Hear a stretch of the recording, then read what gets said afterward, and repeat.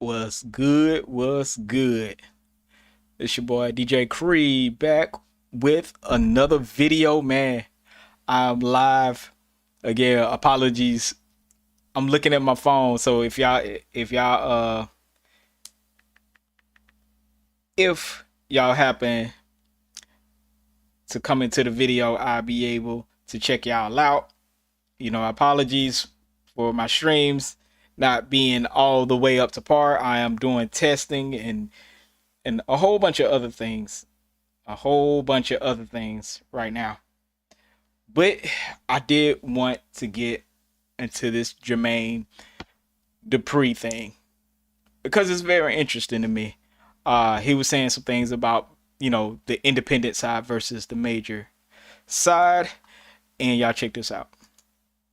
Comments. This fucking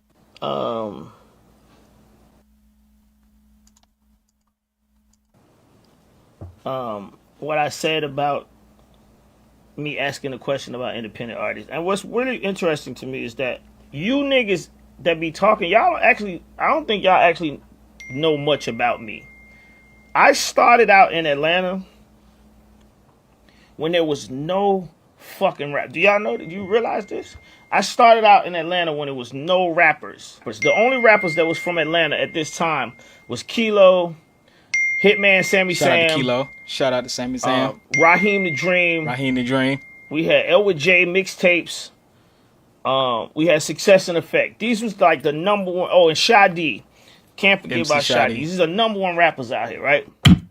When I created Crisscross, first of all, let's clear this up too, because you niggas keep saying this on the thing. Y'all keep saying that my father was the president of Colombia. My dad did not get his job until we made Crisscross a success. I started from the actual bottom of nothing. When Atlanta had no rappers, it was no Killer Mike, it was no T.I., it was no Young Bloods, it was no Ludacris, it wasn't no Outkast, it wasn't nothing. It wasn't even organized noise when I made Crisscross. So imagine a little 17-year-old nigga trying to put a group out. You think I knew where to go to get a deal? I didn't even think about no deal. I grew up in an era in Atlanta when it was Ichiban Records.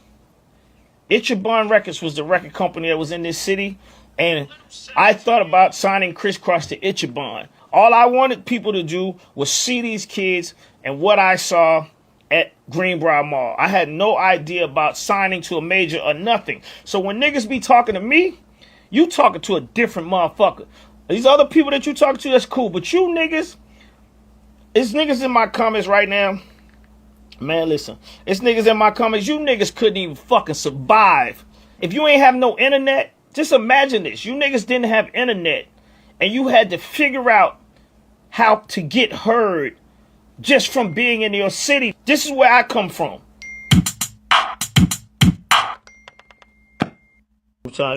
Alright. Now that's the first part of his little rant.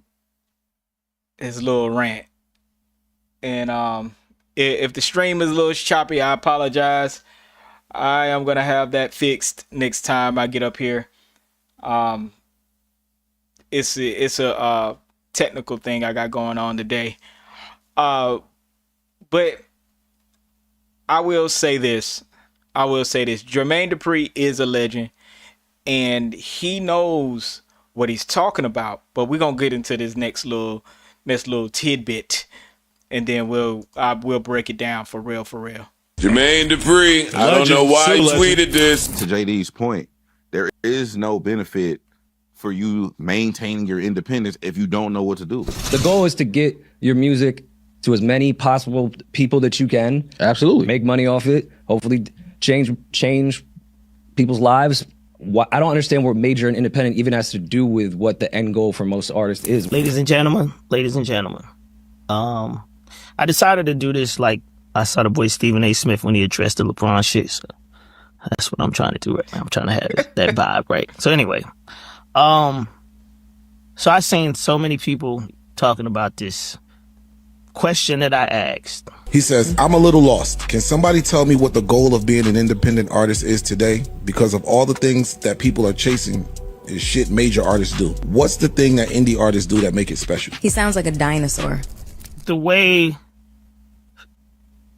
Joe Budden's and his team framed it was as if I was saying majors versus independent.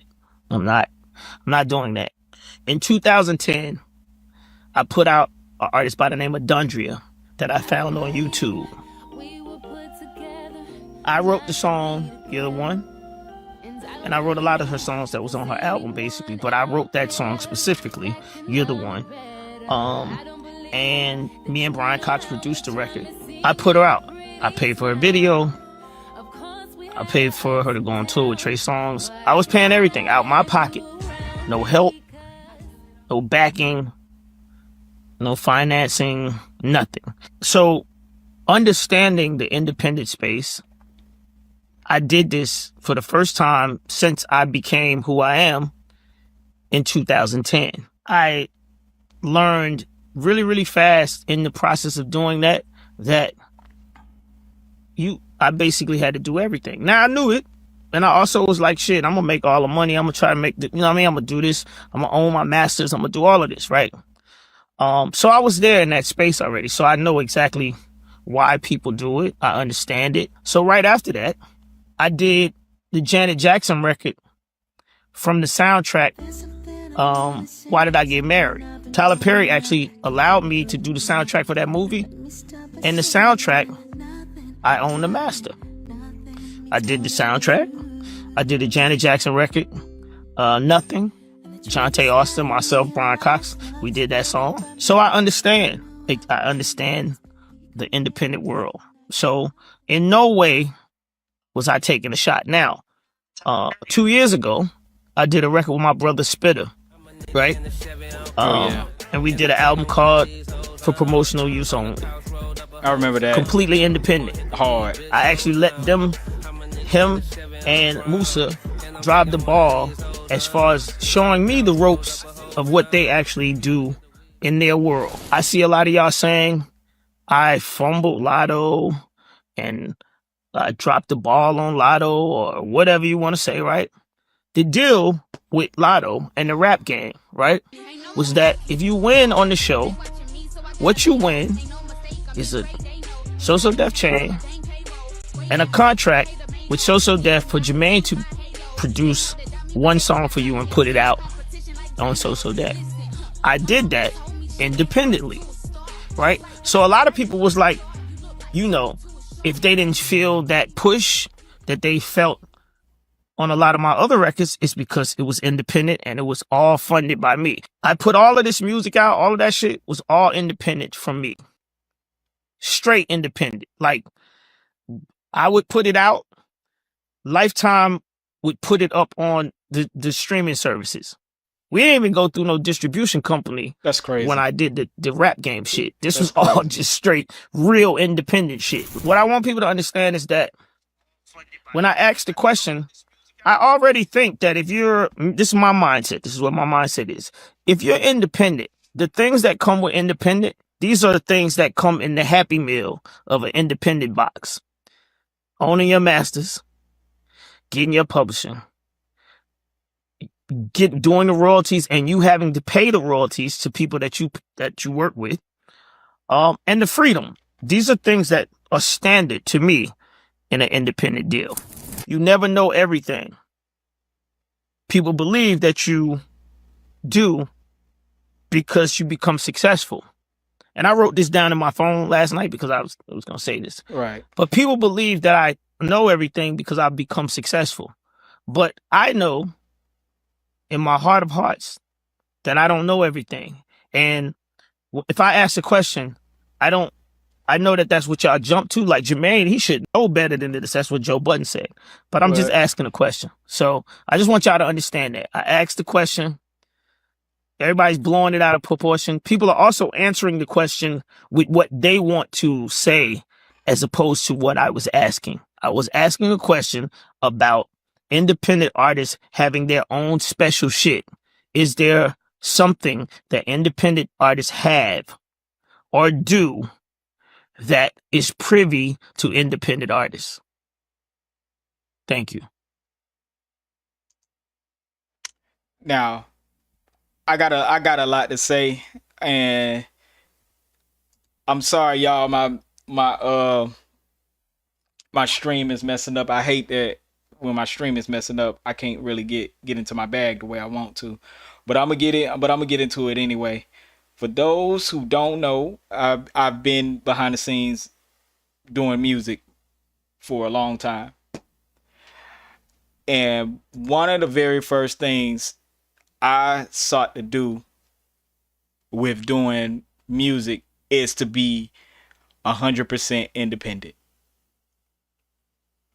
Now, Jermaine Dupri was asking questions that he already knows the answer to. I think this was more of a conversational piece to get people talking and thinking about signing versus being independent. But my thing is, I've always had the mind state of being independent, of doing everything yourself or paying everything out of your pocket yourself. Because one, it does come with freedom. And two, it allows you to do things that you wouldn't be able to normally do. You wouldn't be like bound to a contract and bound to people doing things for you. Now, is it a little tougher? Absolutely. But have I been successful? Have I put out groups? Have I helped with management? All the above. May not look like it, but I have. I think where Jermaine Dupri is messing up is he's a major who already has resources and answers. So I think when he says stuff like that, it makes him look like he's being like a a-hole. And truly, Jermaine Dupri is not going to know every level of being a super independent in this day and era. Now, back then, he was right.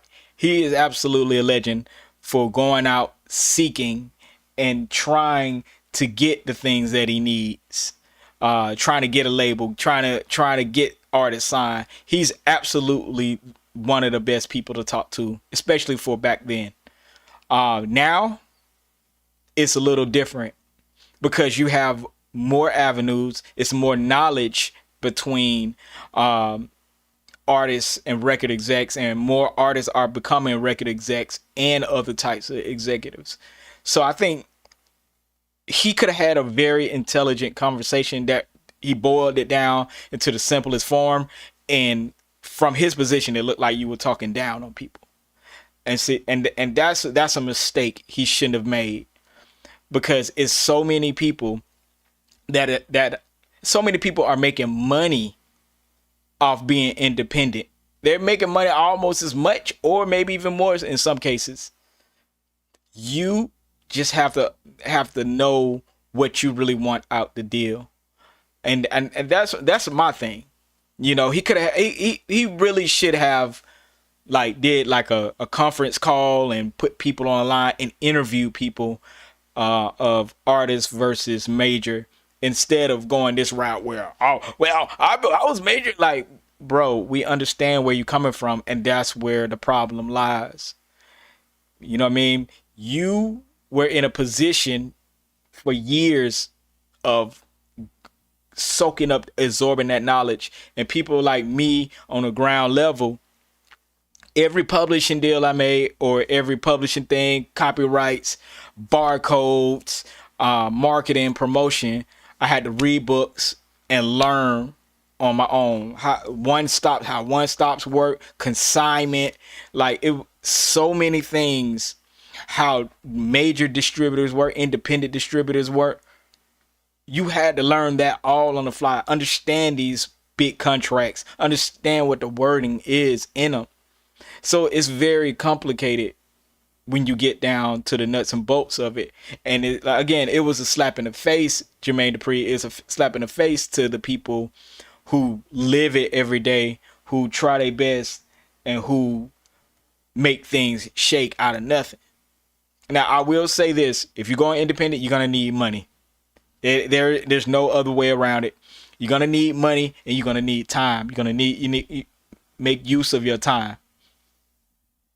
But I will say, Jermaine Dupri is no slouch when it comes to the music business, music industry, writing music, making beats. He's no slouch.